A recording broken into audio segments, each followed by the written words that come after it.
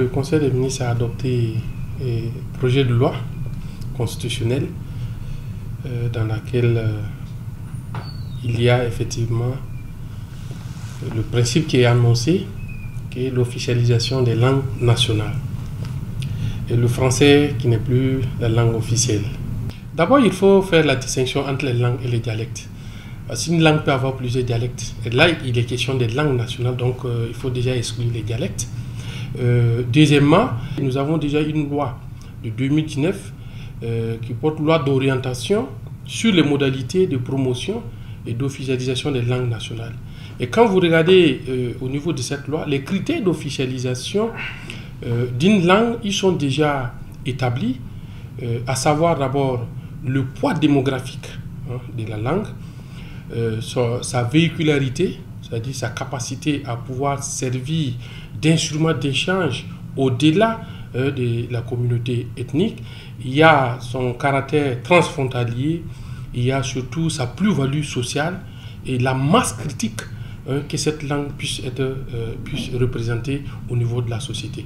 Et les procédures d'officialisation de ces langues désormais seront édictées par la loi. Il faudrait peut-être attendre encore un tout petit peu pour avoir plus d'éléments.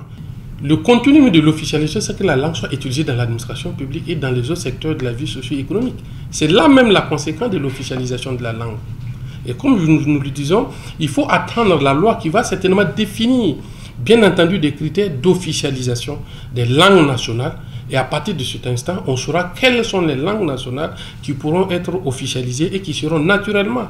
Puisque la conséquence de l'officialisation, c'est que la langue sera désormais utilisée dans l'administration publique, dans le secteur de l'éducation et bien entendu dans le secteur de la justice. Donc il faudrait prendre non seulement la décision, mais mettre tout un ensemble de mécanismes en place pour pouvoir, bien entendu, rendre réelle cette décision. Le fait que le français soit utilisé comme langue de travail, c'est tout comme l'anglais, c'est tout comme l'allemand, vous savez. Et nous utilisons couramment aussi l'anglais, l'allemand, l'espagnol et bien d'autres langues. On les enseigne aussi dans nos écoles. Mais ce qui manque, et ce qui manquera désormais au français, c'est qu'il ne sera plus la langue officielle, qui, pour être officialisée, a besoin, en plus de son utilisation, d'avoir une décision de l'autorité compétente. La décision qui vient d'être prise fait perdre le français son statut de langue officielle. Sinon, il pourrait être utilisé comme une langue de travail, comme bien d'autres langues d'ailleurs. Comme l'a dit Norbert Zongo, pour le paraphraser à son temps, lorsque vous avez envie de dominer quelqu'un, il faut commencer par lui apprendre votre langue et le reste va suivre.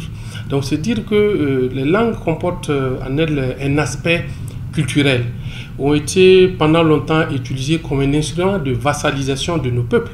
Et vous n'êtes pas sans savoir qu'à un moment donné, il faisait honte de parler sa langue maternelle. Lorsqu'à l'école, à la récréation, vous parlez une autre langue, ou lorsque vous conversez dans votre langue maternelle, qui n'est pas le français, on vous portait un os de chien au cou, synonyme de vous abaisser pour dire que vous étiez moins que rien. Donc aujourd'hui, nous sommes à un stade d'émancipation de nos peuples et nous ne pouvons pas nous émanciper véritablement si nous n'avons pas une dimension culturelle et linguistique.